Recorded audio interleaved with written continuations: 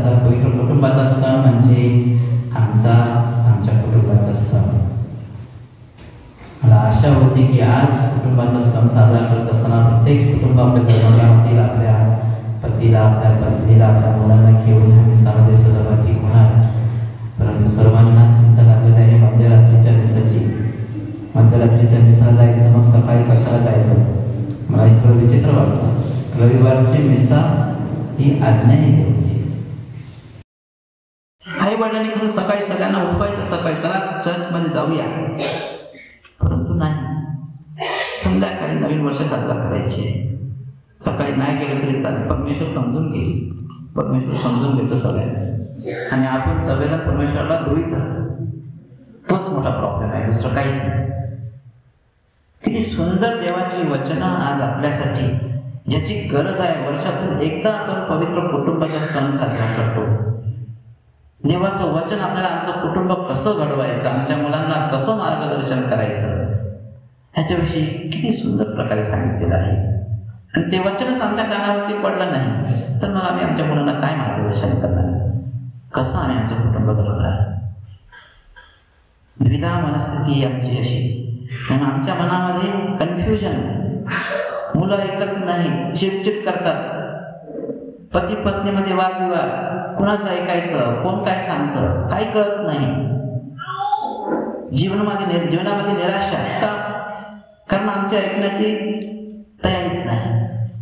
परमेश्वर आमच्याशी बोलू इच्छितो, आम्हाला प्रेमाने जवळ करतो, परंतु आमची तयारी नाही. आम्ही आमच्या वेळेनुसार देवाचं वचन ऐकणार आणि आम्हाला पटेल तसं आम्ही जीवन जगणार, ही आमची परिस्थिती. मला तसंच वाटतं, प्रत्येकाच्या मनामध्ये हाच विचार असतो, आम्हाला जेव्हा वाटेल तेव्हा आम्ही कोणी करू, काय करायचं ते नाही. माझ्या देऊळ माता आपल्याला प्रत्येक सणाच्या द्वारे दरवर्षी दिवसेंदिवस योग्य मार्गदर्शन करत असते. जर का आम्ही या सोहळ्यामध्ये भाग घेतला तर त्याद्वारे आम्हाला आमच्या कुटुंबासाठी, आमच्या आध्यात्मिक जीवनासाठी, आमच्या ख्रिस्ती जीवनासाठी चांगलं असं मार्गदर्शन भेटू शकतं.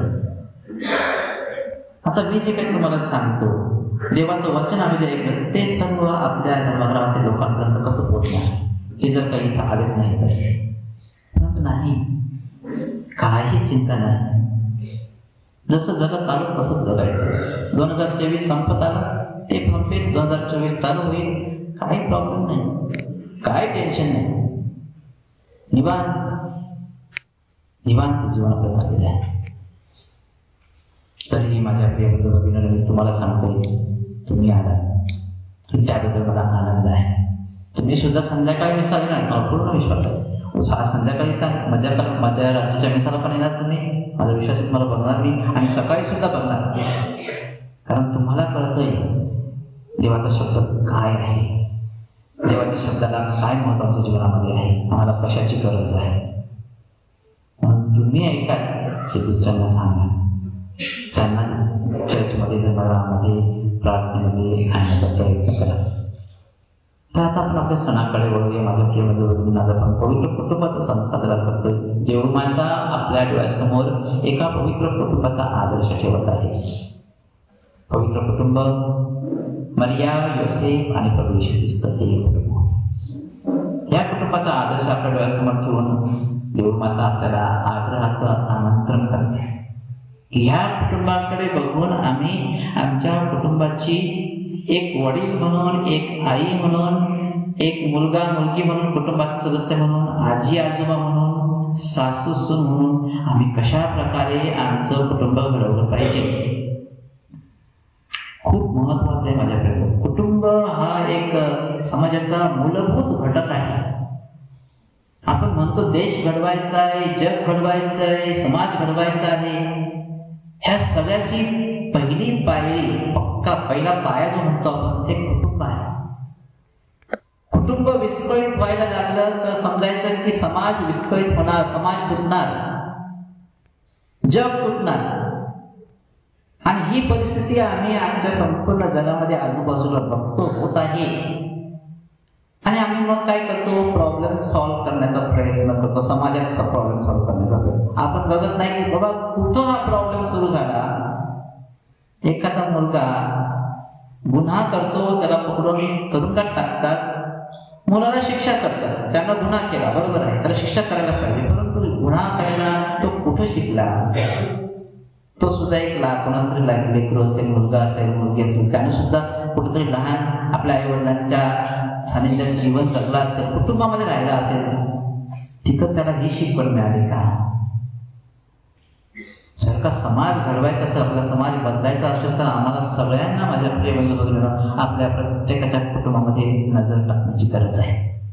आमच्या कुटुंबात जे होतंय, आमच्या मुलांना आम्ही जसं घडवतोय, तीच उद्याला समाज करणार आहेत. माझ्या प्रिय बंधू भगिनींनो, आपण म्हणणार की पवित्र कुटुंब, पवित्र येशू ख्रिस्ताचं कुटुंब, पवित्र मरिया आणि योसेफाचं कुटुंब वेगळं कुटुंब होतं, पवित्र कुटुंब होतं. पवित्र मरिया अगदी पवित्र होती, ती पापरहित होती, त्यामध्ये पाप नव्हतं. योसेफ आज्ञाधारक होता, चांगला माणूस होता, नीतिमान होता आणि प्रभू येशू ख्रिस्ताचा देवाचा पुत्र होता. अशा प्रकारचं आमचं कुटुंब कसं काय होणार? आमचं कुटुंब देखील त्या कुटुंबासारखं होऊ शकतं, जर आम्ही आमच्या कुटुंबातील आईने, सासूने, आजीने पवित्र मरियेकडे बघून जीवन जगण्याचा प्रयत्न केला तर, आमच्या कुटुंबातील वडिलांनी योसेफाकडे बघून त्याच्यासारखं जीवन जगण्याचा प्रयत्न केला, जर त्याने प्रभू येशू ख्रिस्ताकडे बघून आपलं जीवन जगण्याचा प्रयत्न केला तर, आम्ही जरी म्हटलो की त्यांचं कुटुंब पवित्र होतं, नीतिमान होतं, चांगलं होतं, ते कुटुंब देखील आमच्या कुटुंबासारखंच होतं. म्हणूनच प्रभू येशू ख्रिस्ताला जेव्हा तो 30 वर्षानंतर त्याच्या गावात आला, तेव्हा त्या लोकांनी ओळखलं नाही. तो सामान्य कुटुंबात जन्माला आला होता. पोटा पाण्यासाठी काम करणारं कुटुंब होतं, ते सुताराचं काम करणारं होतं. पवित्र मरियेला तुमच्यासारखंच भांड धुण्याची आणि साफसफाईची कामं घरामध्ये केलेली आहे. पवित्र मरियाना आणि योसेफांना आपल्या मुलांची काळजी जशी तुम्ही घेतात तशी घेतलेली आहे. सामान्य कुटुंब होतं ते, अगदी सामान्य कुटुंब. परंतु त्या सामान्य कुटुंबामध्येच योसेफाने आणि पवित्र मरियाने कशा प्रकारे प्रभू येशू ख्रिस्ताला घडवलं, माझ्या प्रिय बंधूंच्याकडे लक्ष द्या जरा. प्रभू येशू ख्रिस्त केवळ 33 वर्ष ह्या जगामध्ये झाला. त्या 33 वर्षापैकी 30 वर्ष, विचार करा, 30 वर्ष त्यांना आपल्या कुटुंबामध्ये आपल्या आईवडिलांच्या सानिध्यात, आपल्या आईवडिलांच्या आज्ञेत जीवन जगला. आणि त्याचं जीवन 3 वर्षाचं जे जीवन होतं ते ह्या 30 वर्षाच्या मार्गदर्शनावरती अवलंबून होतं. शुभवर्तमानामध्ये आम्ही ऐकलं की प्रभू येशू ख्रिस्त आपल्या आईवडिलांच्या सानिध्यात ज्ञानात वाढला, ज्ञानात वाढला, हुशारीत नाही किंवा साईजने नाही, ज्ञानामध्ये वाढला. हे ज्ञान कुठून त्याला मिळालं? आपल्या आई वडिलांकडून मिळालं. काही गोष्टी आपल्या कदाचित वाटतील की ह्या गोष्टी आमच्या कुटुंबात झाल्या पाहिजे. 30 वर्ष सेवा करायला प्रभू येशू ख्रिस्त आपल्या आई वडिलांकडून आपल्या कुटुंबामध्ये 30 वर्ष शिकला. कुटुंबामध्ये काम करायला आणि आज्ञा पाळायला प्रभू येशू ख्रिस्त आपल्या कुटुंबामध्ये शिकला, त्याच्या आई वडिलांनी त्याला शिकवलं. कुटुंबामध्ये त्याला धर्मशिक्षण मिळालं, ते म्हणजे त्याच्या आई वडिलांकडून. कुटुंबामध्ये मोठ्यांचा मान ठेवण्यासाठी प्रभू येशू ख्रिस्त आपल्या आई वडिलांकडून, आपल्या कुटुंबातून शिकला. कुटुंबामध्ये मोठ्यांचा मान ठेवायला तो आपल्या आई वडिलांकडून शिकला. कुटुंबामध्ये स्त्रियांना किंवा समाजामध्ये स्त्रियांना मान देण्यासाठी तो आपल्या आई वडिलांकडून, कुटुंबातच शिकला. माणुसकी काय ती तो आपल्या आई वडिलांकडून, कुटुंबात शिकला. कुटुंबामध्ये तो त्याग करायला शिकला, सेवा करायला शिकला, कष्ट करायला शिकला.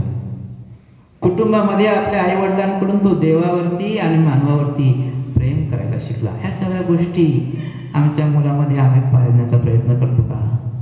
आम्हाला वाटतं का की ह्या गोष्टी आमच्या मुलामध्ये असाव्या, परंतु ह्या गोष्टी आई वडिलांनी आपल्या मुलांना दिल्या नाही, त्यांच्यामध्ये कुठून येणार? माझ्या प्रिय बंधू भगिनींनो, कुटुंबामध्ये चढ उतार, काचकळगे, आजार, लढाया, भांडण तट्टे, बाचाबाची, द्वेष, मत्सर, हेवा, संशय, हे सर्व मानव जातीच्या आरंभापासून प्रत्येक कुटुंबात आपल्याला पाहायला मिळालेलं आहे. हे काही नवीन नाही. प्रत्येकाच्या कुटुंबात ह्या सर्व गोष्टी होत असतात. उदाहरणार्थ बायबलमध्ये आपण बघतो, आदामापासून आतापर्यंत आदाम आणि एवा एकमेकाला समजू शकले का? ते नाही. म्हणून काय झालं, एकमेकाला समजू शकलं नाही म्हणून ऐवानं पाप केलं आणि त्याच्या मागे आदामाने पाप केलं. त्यांनी स्वतःने पाप केलं तर केलं, त्यांनी आपल्या मुलांना कायन आणि आबेलला एकमेकांवरती प्रेम करायला शिकवलं नाही. शेवटी परिणाम काय झाला, कायनने आबेलाचा वध केला. पुढे गेल्यानंतर आपण बघतो नोहाच्या मुलांनी वडिलांचा अपमान केला. ती गोष्ट बायबलमध्ये तुम्ही वाचा कशा प्रकारे अपमान केला त्याचा. पुढं अब्राहम आपल्या कुटुंबात शांती प्रस्थापित करू शकला नाही. आपण म्हणतो अब्राहम विश्वासाचा पिता हा, पण त्याच्या कुटुंबात देखील भांडणं चालूच होती. सारा आणि हागार दोन पत्नी, त्यांच्यामध्ये भांडणं चालू होती. त्या भांडणामध्ये एका बाईला घर सोडून पळून जावं लागलं ते मुलाला घेऊन. लॉर्ड त्याचा जो चुलत भाऊ होता, मुलगा होता, त्याच्यामध्ये भांडणं, त्याच्यामुळं त्यांच्या कुटुंबामध्ये वादविवाद झाले. पुढे गेल्यानंतर आपण बघतो याकूब, त्याचं कुटुंब, त्याला एवढी मुलं होती, 11 मुलं होती, पण सगळी मुलं, त्यांचं कुटुंब तर नाटक होतं, रोज भांडणं.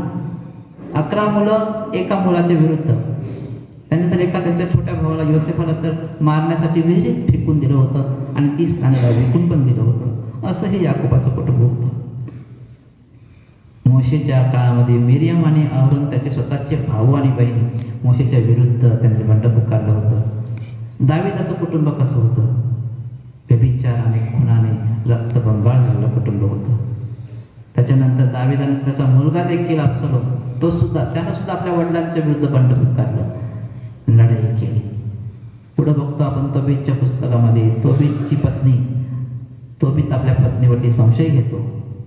पुढे इयोबच्या पुस्तकामध्ये आपण वाचतो इयोबची पत्नी इयोबला सांगते की देवानं तुला शिक्षा केलेली आहे, देवाला सोड. अशा प्रकारे पाप करण्यासाठी तो इयोबची पत्नी त्याला मोहात पाडते. तर बायबलमध्ये हा सर्व इतिहास आहे आणि त्याच्याही पेक्षा जास्त जगाच्या इतिहासामध्ये आपल्या प्रत्येकाच्या कुटुंबामध्ये आम्ही बघितलं तर ह्या सगळ्या गोष्टी आहेत.